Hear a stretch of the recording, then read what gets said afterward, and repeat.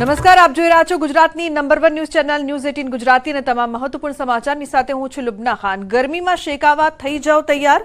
આ વર્ષે ગરમી ભૂક્કા બોલાવશે। હવામાન નિષ્ણાંત અંબાલાલ પટેલની આગાહી। આ વખતે ઉનાળો રહેશે આકરો। ફેબ્રુઆરીમાં ઉનાળાની મહદ અંશે શરૂઆત થશે।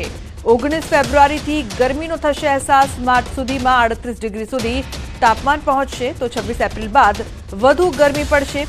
તાપમાનનો પારો 42 થી 43 ડિગ્રી પહોંચવાની શક્યતા। ઉત્તર ગુજરાતમાં મહત્તમ તાપમાન 45 ડિગ્રી રહેશે। ગુજરાતના ભાગોમાં તાપમાન 44 થી 46 ડિગ્રી રહેશે।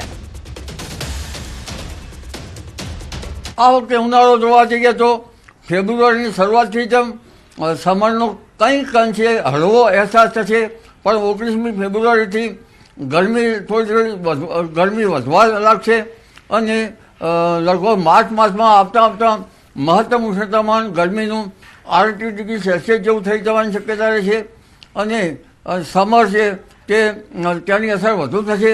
26મી એપ્રિલ બાદ ગરમી વધારે પડશે અને આ ગરમી લગભગ ગુજરાતના કેટલાક ભાગમાં 42-43 ડિગ્રી સેલ્સિયસ જેવું મહત્તમ ઉષ્ણતામાન થઈ જવાની શક્યતા રહે। ત્યારબાદ લગભગ 10 મેથી આકરી ગરમી પડશે અને મહત્તમ ઉષ્ણતામાન લગભગ રાજસ્થાનના ભાગોમાં 48 ડિગ્રી સેલ્સિયસ જેવું થઈ જવાની શક્યતા રહે। એટલે આ વખતે ગરમી જે છે એ ઘણી પડશે અને દિલ્હી તેમજ અન્ય ભાગોમાં અને રાજસ્થાનના ભાગોમાં આ વખતે રેકોર્ડ તોડ ગરમી પણ પડી શકે છે। તો આ તરફ ગીર સોમનાથમાં કાળા ડિબાંગ વાદળો છવાયા છે। વહેલી સવારે સમગ્ર જિલ્લામાં કાળા ડિબાંગ વાદળો છવાતા ખેડૂતોની ચિંતામાં વધારો થયો છે।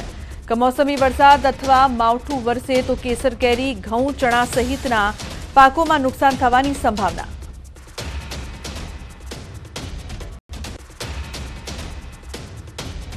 તો ઉત્તર ગુજરાતના કેટલાક ભાગોમાં વાતાવરણમાં પલટો। અરવલ્લી જિલ્લાના વાતાવરણમાં પણ આવ્યો છે પલટો। વહેલી સવારથી વાદળછાયું વાતાવરણ છવાયું છે। તો મોડાસા ગ્રામ્ય પંથક સહિત જિલ્લામાં વાદળછાયું વાતાવરણમાં પલટો આવતા ધરતીપુત્રો ચિંતિત બન્યા। જિલ્લામાં કરાયું છે 1.50 લાખ હેક્ટરમાં ઘઉં, ચણા, બટાકા જેવા પાકોનું વાવેતર। માવઠું થાય તો તૈયાર થયેલા પાકને નુકસાન થઈ શકે છે।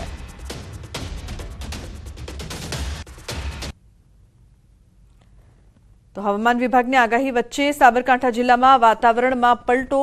વહેલી સવારથી જિલ્લામાં વાતાવરણમાં પલટો જોવા મળી રહ્યો છે। ચોમાસા જેવા વાદળો જોવા મળ્યા, જેને લઈને ધરતીપુત્રોમાં પાકમાં નુકસાનની ભીતિ। તો ઘઉં, બટાકા, જીરું, વરિયાળી સહિત શાકભાજીના પાકોને નુકસાન થઈ શકે છે। જો વાદળછાયા વાતાવરણ વચ્ચે માવઠું થાય તો ખેડૂતોને ભારે નુકસાન થઈ શકે છે। વાદળછાયા વાતાવરણને લઈને ખેડૂતોમાં ચિંતાનો માહોલ।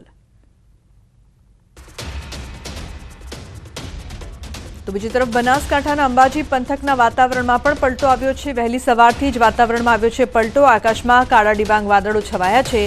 ખેડૂતોની ચિંતા વધી છે। વાતાવરણ શુષ્ક બન્યું છે। વાદળો વિખેરાયા બાદ ઠંડી વધી શકે છે। જો માવઠું થાય તો ઉભેલા પાકને નુકસાન થવાની ભીતિ। વાદળો ઘેરાયેલા જોઈને ખેડૂતોમાં ચિંતાનું મોજું।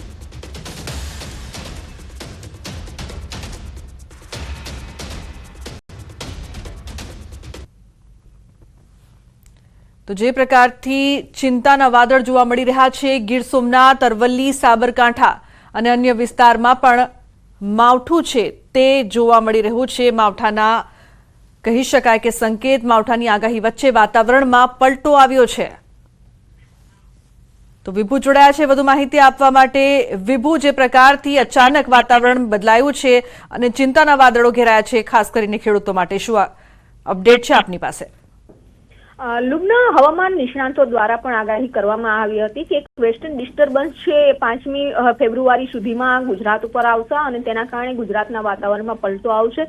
સાથે જ માવઠું થવાની પણ આગાહી વ્યક્ત કરવામાં આવી હતી। જો કે વેસ્ટર્ન ડિસ્ટર્બન્સ છે તે મજબૂત આવવાનું હતું, પરંતુ એ સિસ્ટમ છે તે થોડી નબળી પડી ગઈ છે। પરંતુ તેમ છતાં પણ હવામાન નિષ્ણાંત અંબાલાલ પટેલનું અનુમાન છે કે ગુજરાતમાં વાદળછાયું વાતાવરણ રહેશે। અમુક વિસ્તારમાં વરસાદી છાંટા થશે। જો કે વાતાવરણ અત્યારે જે રીતે પલટાઈ રહ્યું છે અને તેના કારણે ખેડૂતોની ચિંતા વધી છે, કારણ કે શિયાળુ પાક તૈયાર થઈ જવાની સ્થિતિમાં છે અને તેવા સંજોગોમાં જ્યારે વાતાવરણમાં પલટો આવતો હોય તો ઊભા પાકને પણ નુકસાન થઈ શકે છે। જી બિલકુલ વિભુ, આભાર સમગ્ર માહિતી બદલ।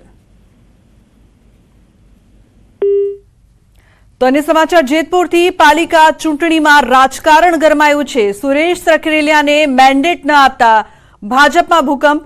પૂર્વ પ્રમુખ સુરેશ સખરેલિયાનો મોટો આરોપ. યુવા મોરચાના પ્રદેશ પ્રમુખ પ્રશાંત કોરાટે ખેલ પાડ્યાનો આક્ષેપ. પ્રશાંત કોરાટના કહેવાથી ટિકિટ કાપી હોવાનો પણ આક્ષેપ. જયેશ રાદડિયા અને મને નીચે દેખાડવાનો પ્રયાસ કર્યો છે.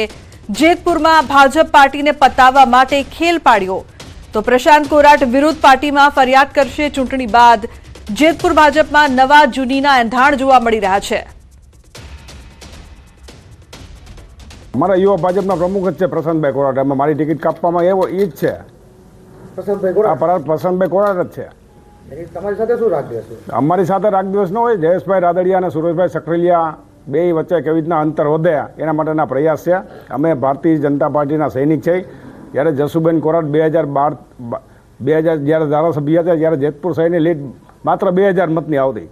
અમે ભારતીય જનતા પાર્ટીના સૈનિક તરીકે આજે જ્યારે કાર્ય કરીએ ત્યારે જેતપુર શહેરની લીડ અત્યારે 30,000 મતે પહોંચી છે. પાર્ટીના જ આગેવાનોએ જેતપુરની અંદર ભારતીય જનતા પાર્ટીનું નબળું દેખાય, જેતપુરમાં ભારતીય જનતા પાર્ટીની સત્તા ન બને એ માટે પણ પ્રયત્ન કરેલા હોય અને એના કારણે કે જ્યાં એક સીટ ઉપર મેન્ડેટ રોકી દેવાના પ્રયત્નો કર્યા પણ કીધું કે એમાં કોઈ અમે વિચલિત થવાના નથી.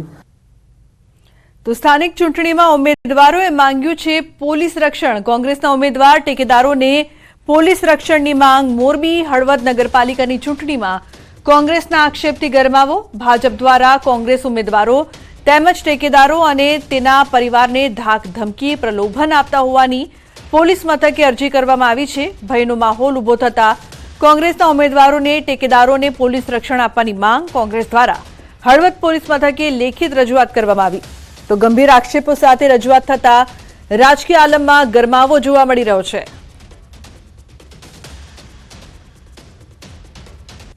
હળવદ નગરપાલિકાના જે કોઈ પણ કોંગ્રેસ પક્ષના ઉમેદવારો છે એમના સગા સંબંધીઓને, ટેકેદારોને અને ઉમેદવારોને ક્યાંક ને ક્યાંક ભારતીય જનતા પાર્ટીના આગેવાનો દ્વારા લોભ લાલચ અને ધાક ધમકી આપવામાં આવી રહી છે તેવી એક પોલીસમાં અરજી હમણાં થોડા સમય પહેલાં હળવદ શહેર કોંગ્રેસના પ્રમુખ દ્વારા આપવામાં આવી છે.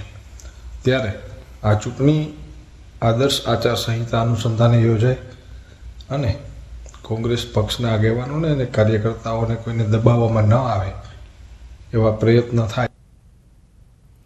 અન્ય સમાચારની વાત કરીએ તો વલસાડ જિલ્લામાં 3 નગરપાલિકાની ચૂંટણીઓની તડામાર તૈયારીઓ ચાલી રહી છે.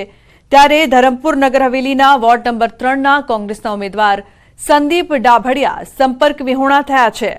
પાર્ટીના ઉમેદવાર સંપર્ક વિહોણા થતા કોંગ્રેસે શાસક પક્ષ પર આક્ષેપ કર્યા છે. જિલ્લાના કોંગ્રેસ મહામંત્રીએ જણાવ્યું છે કે શાસક પક્ષ હાર ભાડી ગયો હોવાથી અમારા ઉમેદવારને ગાયબ કર્યા છે. હાલ તો કોંગ્રેસના ઉમેદવાર સંપર્ક વિહોણા થતા જિલ્લાનું રાજકારણ ગરમાયું છે. આશંકા છે આ જે ઓપોઝિટ પાર્ટી જે છે અને છેલ્લા 30 વર્ષથી નગરપાલિકાની અંદર એમનું શાસન છે, પણ આજે એમને એવો ડર છે કે અમે સત્તામાં નહીં રહીએ. એટલે અમને આશંકા છે કે આજે અમારો વોર્ડ નંબર 3નો જે ઉમેદવાર છે એમને એ લોકો ક્યાંક અને એમને ગુમ કર્યો હોય એવી અમને આશંકા છે. તો સ્થાનિક સ્વરાજ્યની ચૂંટણી પહેલા વલસાડ જિલ્લામાં આમ આદમી પાર્ટીમાં મોટું ભંગાણ સર્જાયું છે. આમ આદમી પાર્ટીના રાજુ મરચા અને તેમના પરિવારે કેસરીઓ ધારણ કર્યો. રાજુ મરચા વલસાડ જિલ્લા ભાજપ પ્રમુખ અને સાંસદની હાજરીમાં ભાજપમાં જોડાયા છે. મહત્વનું છે કે વલસાડ નગરપાલિકાના વોર્ડ નંબર 2 અને 3માં રાજુ મરચા અને તેમના પરિવારનું પ્રભુત્વ છે. રાજુ મરચા પોતે પણ અપક્ષ તરીકે પણ ચૂંટણી લડી અને જીતી ચૂક્યા છે. વલસાડ નગરપાલિકાના પ્રમુખ પણ રહી ચૂક્યા છે. સાથે જ તેમના પુત્ર અને પુત્રી પણ આ 2 વોર્ડમાંથી અપક્ષ તરીકે ચૂંટણી લડી અને જીતી ચૂક્યા છે.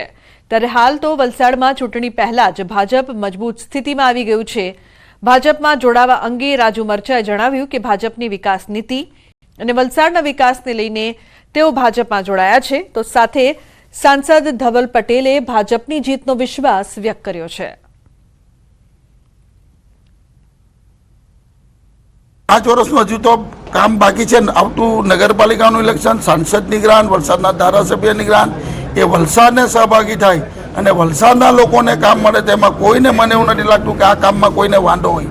એટલે એક સારા કામના માટે એક ભગીરથ કાર્યમાં અમે આ જોડાયા છે. રાજુભાઈ મરચાની સાથે એમની પત્ની હોય, એમની દીકરી જમાઈ હોય, કે એમના દીકરા હોય, કે એમના પરિવારના અન્ય સદસ્યો હોય, એ તમામ પરિવાર ભારતીય જનતા પાર્ટીને સાથે જોડાયો છે. સાથે સાથે કોંગ્રેસના ઉમેદવારો પણ ભારતીય જનતા પાર્ટીની અંદર જોડાયા છે. આમ આદમી પાર્ટીના લોકો પણ ભારતીય જનતા પાર્ટીની સાથે જોડાયા છે. અમને પૂરેપૂરી ખાતરી છે કે જે રીતનો આખું ભારતીય જનતા પાર્ટીનો માહોલ પૂરા વલસાડ જિલ્લામાં બન્યો છે, થોડા દિવસ પહેલા રોનકભાઈ શાહ જે કોંગ્રેસના કાર્યકારી પ્રમુખ છે એ પણ જોડાઈ ગયા હતા, એ રીતે મને 100% ખાતરી છે કે પૂરા આપણે વલસાડ, પારડી અને ધરમપુરમાં ભગવો લહેરાશે અને ઐતિહાસિક જીત અમે મેળવવા જઈ રહ્યા છે. તો સ્થાનિક સ્વરાજ્યની ચૂંટણીની તૈયારી ચાલી રહી છે ત્યારે તળાજા નગરપાલિકામાં પણ દ્વિપાંખીયો જંગ જામવા જઈ રહ્યો છે. આપ અને કોંગ્રેસનું ગઠબંધન થતા હવે દ્વિપાંખીયો જંગ જામશે ત્યારે તળાજાના નાગરિકોમાં પ્રાથમિક સુવિધાને લઈને રોષ જોવા મળી રહ્યો છે. રોડ સફાઈ, પાણી સહિતની સુવિધાને લઈને લોકોમાં રોષ જોવા મળી રહ્યો છે. સાથે પ્રવાસન સ્થળોની યોગ્ય જાળવણી અને વિકાસ ન થતો હોય તેવી ફરિયાદો પણ જોવા મળી રહી છે. ત્યારે હાલ તો જે ઉમેદવાર પ્રાથમિક સુવિધાની સવલતો પૂરી કરવાની ખાતરી આપશે તેને જીતાડવામાં આવશે તેવું નાગરિકોનું કહેવું છે. 5 વર્ષથી તો મને નથી લાગતું કે સફાઈ થઈ હોય એવું. એટલે સફાઈ નથી. તળાજા તાલુકો લેવલ છે, અહીંયા એક પણ સ્પોર્ટ્સ સંકુલ નથી, સ્વિમિંગ બાથ કે એવું કાંઈ નથી. એટલે છોકરાઓ માટેની પ્રવૃત્તિ માટેનું કાંઈ પણ નથી અહીંયા. જેવડું મોટું તાલુકા લેવલ છે, અલંગ સી બ્રેકિંગ યાર્ડ જે વર્લ્ડનું નંબર 1 અહીંયા સી બ્રેકિંગ યાર્ડ છે, છતાં અમને રેલવે મળતી નથી અહીંયા. તળાજામાં પ્રશ્નો છે રોડ, રસ્તા, સ્ટ્રીટ લાઇટ, નળ, ગટર ને જન્મ મરણના દાખલાનો કે ભાઈ સત્તાધીશો રજિસ્ટ્રારની નિમણૂક કરે કે અમારા પ્રાણ પ્રશ્નો નળ, ગટર, રોડ, રસ્તા ને સ્ટ્રીટ લાઇટ એને અગ્રતા આપે ને પ્રાધાન્ય આપે એવા લોકોને અમે ચૂંટીને મોકલીશું. અત્યારે સરકારે તળાજા નગરનો જે ડુંગર છે એને ઐતિહાસિક સ્મારક તરીકે જાહેર કર્યો છે. પ્રવાસન યાત્રાધામમાં પણ એને સમાવેશ કર્યો છે, પણ પ્રવાસન યાત્રાધામમાં પ્રવાસ કરી અને એને જે સુવિધા મળવી જોઈએ, એની પાછળ જે ફંડ આપવું જોઈએ, લોકોને વધુ ને વધુ પ્રવાસીઓ અહીંયા આવતા થાય અને એના માટે જે સવલતો ઊભી કરવી જોઈએ, આ સવલતો ઊભી નથી થઈ. તો પોરબંદરમાં વધુ એકની હત્યાથી ચકચાર મચી છે. બખરલા ગામના શખ્સની હત્યા કરવામાં આવી. મેરામણ ખૂંટી ઉર્ફે મેરામણ લંગીની હત્યા. મેરામણ લંગી પર નોંધાયેલા છે અનેક ગુનાઓ. હત્યા કોણે અને કયા કારણોસર કરી તેને લઈને પોલીસે વધુ તપાસ હાથ ધરી છે. મૃતદેહને પોસ્ટમોર્ટમ માટે ભાવસિંહજી હોસ્પિટલ ખાતે લાવવામાં આવ્યો છે. તો મહત્વનું છે કે હત્યા અંગે હવે વધુ તપાસ કરવામાં આવશે. પોરબંદરમાં વધુ એક હત્યાથી ચકચાર મચી ગઈ છે. બખરલા ગામના શખ્સની હત્યા. પ્રતિશ જોડાયા છે ફોન લાઈન પર વધુ માહિતી આપવા માટે. પ્રતિશ, શું છે સમગ્ર ઘટના, કેમ કરવામાં આવી છે હત્યા? જે રીતે લુબના બખરલા ગામની અંદર જ જે રીતે જાહેર જે રીતે આ મેરામણ ઉર્ફે લંગીની જે હત્યા થઈ છે, હત્યામાં કઈ જૂના મન દુઃખના કારણે જે હત્યા થઈ હોય તેવું હાલ જે પ્રાથમિક જાણકારી છે મળી રહી છે. મહત્વની વાત એ છે કે જે આ મૃતક જે છે મૃતક વિરુદ્ધ પણ ઓછામાં ઓછા 15 થી 20 ગુના છે તે ભૂતકાળમાં નોંધાયેલા હતા અને આ જે ઘટના છે તેને લઈને પોલીસે પણ તપાસ હાથ ધરી છે અને આરોપી વિરુદ્ધ જે ગુનો છે ગુનો નોંધી અને જે આગળની તપાસ છે તે હાથ ધરવામાં આવી છે. લુબના જી બિલકુલ પ્રતિશ, આભાર સમગ્ર માહિતી બદલ. અન્ય સમાચાર દ્વારકાથી. દ્વારકાના ભાણવડમાં જૂથ અથડામણની ઘટના. અંગત અદાવતમાં વકીલ અને તેના પિતા પર હુમલો. 10 જેટલા લોકોએ તલવાર ધોકાથી હુમલો કર્યો. હુમલાની ઘટનામાં પિતા પુત્ર ગંભીર રીતે ઘાયલ થયા છે. બંને ઇજાગ્રસ્તોને સારવાર અર્થે હોસ્પિટલ ખસેડાયા છે. તો બનાવ મામલે ભાણવડ પોલીસે વધુ તપાસ હાથ ધરી છે. સુરેન્દ્રનગરમાં વધુ એક હની ટ્રેપની ફરિયાદ નોંધાઈ છે. જિલ્લા પંચાયતના પૂર્વ સદસ્યએ નોંધાવી છે ફરિયાદ. હની ટ્રેપમાં ફસાવી 10 લાખની ખંડણી માંગી. 2 યુવતી સહિત 5 શખ્સો સામે ફરિયાદ. પાટડી પોલીસે ફરિયાદ નોંધીને વધુ તપાસ હાથ ધરી છે. તો ભુજમાં બેંક ફ્રોડ ગેંગ પકડાઈ. સાયબર ક્રાઇમ સેલની મોટી કાર્યવાહી હાથ ધરવામાં આવી છે. 10 રાજ્યોમાં ઓનલાઈન ફ્રોડ કરનાર 2 આરોપી ભુજથી ઝડપાયા છે. આરોપીઓએ ખોટા આધાર કાર્ડ અને પાન કાર્ડના આધારે 55 જેટલા બેંક એકાઉન્ટ્સ ખોલાવ્યા. 17 અલગ અલગ બેંકોમાં ખોલાયેલા ખાતાઓમાં રૂપિયા 21 લાખથી વધુ રકમ જમા થઈ હતી. આરોપીઓએ ખોટા સરનામા સાથે દુકાનોના નકલી દસ્તાવેજો બનાવીને બેંકોને ગેરમાર્ગે દોર્યા. તો લોકલ ક્રાઇમ બ્રાન્ચ અને સાયબર ક્રાઇમ સેલની ટીમે આરોપીઓને પકડવા સફળ ઓપરેશન ચલાવ્યું. બેંક કર્મચારીઓની સંડોવણી વિશે પણ તપાસ હાથ ધરાઈ.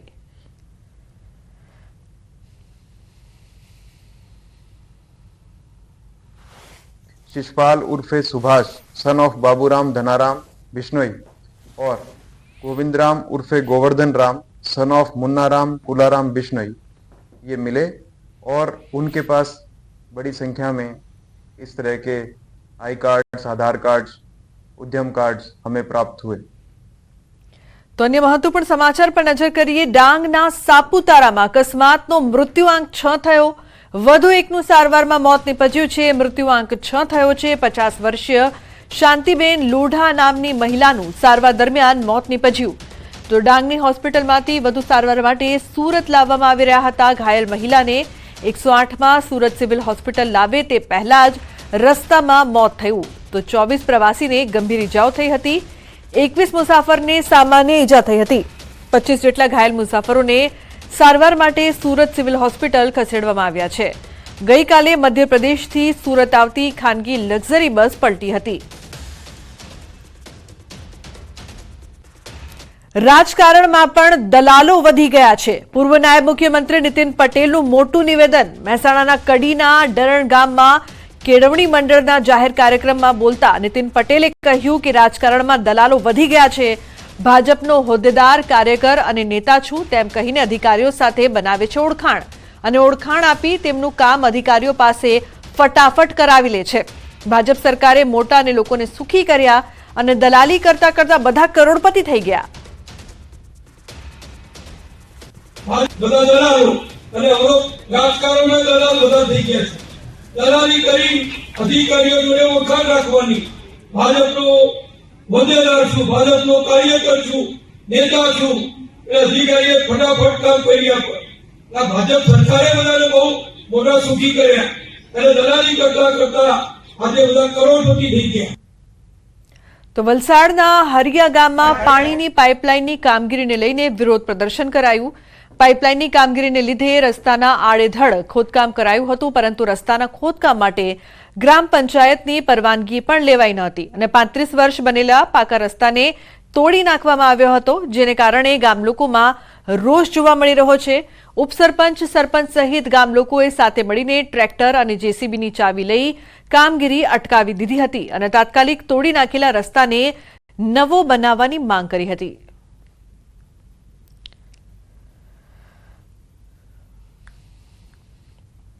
તો વસંત પંચમીના શુભ અવસરે વડતાલ ધામ ખાતે આચાર્ય શ્રી રાકેશ પ્રસાદજીના વરદ હસ્તે સત્સંગ વંશાવલી લેખનનો શુભારંભ કરવામાં આવ્યો.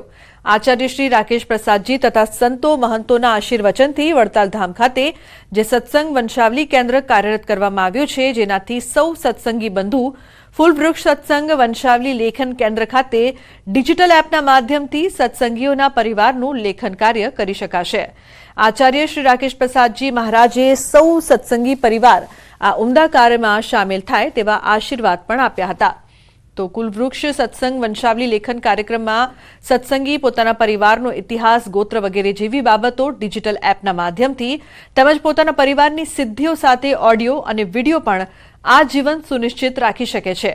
આ વંશાવલીમાં માધ્યમથી સ્વામિનારાયણ સંપ્રદાયના લોકો પણ ભવિષ્યમાં જ્યારે પણ દર્શને આવશે ત્યારે પોતાની પેઢી, વારસો વગેરેની વિગતો જાણી શકશે, જેનાથી પારંપરિક રિવાજો તથા સંસ્કારોનું પણ સિંચન ભાવિ પેઢીમાં જોવા મળશે.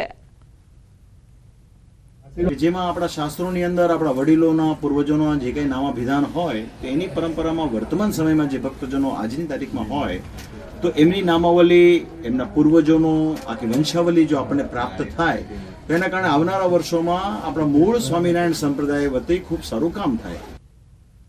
જાન્યુઆરીથી શરૂ થયેલી અદ્ભુત ખગોળીય ઘટના આકાશમાં જોવા મળી રહી છે. મૌની અમાવસ્યા બાદ ચંદ્રમાની સાથે શુક્ર, બુધ, શનિ, મંગળ અને નેપચ્યુન સહિતના ગ્રહોનો અદ્ભુત નજારો, જેને પ્લેનેટરી પરેડ કહેવામાં આવે છે, તે જોવા મળી રહ્યો છે.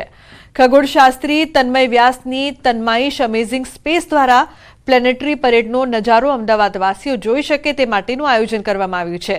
આ ખગોળીય ઘટનાનો નજારો જોવા માટે આવેલા લોકોએ આ તમામ ગ્રહોની પ્લેનેટરી પરેડ સાથે ભારતીય મૂળની અવકાશી યાત્રી સુનિતા વિલિયમ્સના છેલ્લા ઘણા સમયથી સ્પેસ સ્ટેશનમાં છે એ સ્પેસ સ્ટેશન અમદાવાદવાસીઓએ નિહાળ્યો.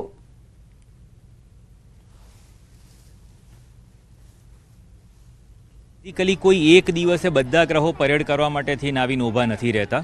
એનું એક આખું ડ્યુરેશન હોય છે, એક લંબાઈ હોય છે. હવે અમે લોકો તો 4 જાન્યુઆરીથી આ જોવાનું ચાલુ કર્યું છે કે જાન્યુઆરી અને ફેબ્રુઆરી 2 મહિના સુધી આ લગભગ રોજ દેખાવાનું છે. અત્યારે એવો સારો ફાયદો થયો છે કે આમાં મૂન પણ જોડાયો છે. તમે હમણાં જુઓ કે 3 દિવસ પહેલાં મૌની અમાવસ્યા ગઈ, એ પછી મૂન પણ અત્યારે તમને આકાશમાં દેખાય છે. એટલે જો અન્ય સમાચાર સાબરકાંઠાથી. સાબરકાંઠાના ઈડરમાં અબોલ પશુ પર એસિડથી હુમલો યથાવત. ઈડરના રહેણાંક વિસ્તારમાં અસામાજિક તત્વોનો આતંક યથાવત. નંદી પર એસિડ અટેકને લઈને જીવદયા પ્રેમીઓમાં રોષ છે. ભગીરથ જીવદયા ટીમ ઘટના સ્થળે પહોંચી નંદીની સારવાર કરાઈ છે. નંદી પર અવારનવાર એસિડ અટેકના બનાવને પગલે સ્થાનિક તંત્ર હજુ પણ મૌન છે. અબોલ પશુ પર એસિડ નાખતા પશુને ગંભીર ઇજાઓ થઈ છે. જીવદયા પ્રેમીઓ દ્વારા પ્રાથમિક સારવાર આપ્યા બાદ પશુને પશુ દવાખાને ખસેડાયું છે. ઈશાન જોડાયા છે વધુ માહિતી આપવા માટે. ઈશાન, ખૂબ જ શરમજનક ઘટના અને વારંવાર એસિડ હુમલા તે પણ પશુઓ પર, શું અપડેટ? ચોક્કસ કે ઈડરના રહેણાંક વિસ્તારમાં અસામાજિક તત્વો દ્વારા એસિડ એટેક કરવામાં આવ્યો હતો. નોંધનીય છે કે નંદી પર એસિડ એટેકને લઈને જીવદયા પ્રેમીઓમાં રોજ જોવા મળી રહ્યો છે. ખાસ કરીને જે એસિડ એટેક થયો ત્યારબાદ ભગીરથ જીવદયા ટીમ ઘટનાસ્થળે પહોંચીને સારવાર કરાઈ હતી. ત્યારબાદ પશુ દવાખાનામાં ખસેડવામાં આવ્યો હતો. તો આ સમગ્ર મામલે જે જીવદયા પ્રેમીઓ છે તેમને તો એક જ માંગ છે કે પોલીસ આ સમગ્ર મામલે યોગ્ય કાર્યવાહી કરે અને આ પ્રકારના એટેક થતા હોય તે બંધ થાય તેવી હાલ તો માંગ ઉઠી.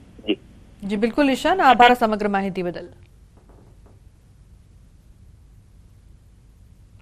તો હવે વાત કરીશું આસ્થાના મહાકુંભની.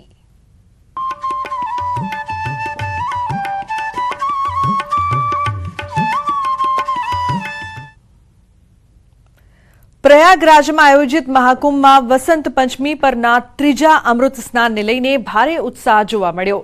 ત્રીજા અમૃત સ્નાન માટે મોડી રાતથી નાગા સાધુ, સંતો અને શ્રદ્ધાળુઓનો જમાવડો થયો છે.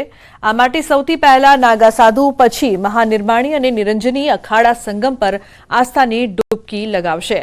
અમૃત સ્નાનની શરૂઆત થઈ ચૂકી છે, જેમાં પંચદશ નામ જૂના અખાડા, શ્રી પંચદશ નામ આવાન અખાડા અને પંચ અગ્નિ અખાડા સવારે 6:45 વાગે સ્નાન કર્યું. તે પછી ત્રણે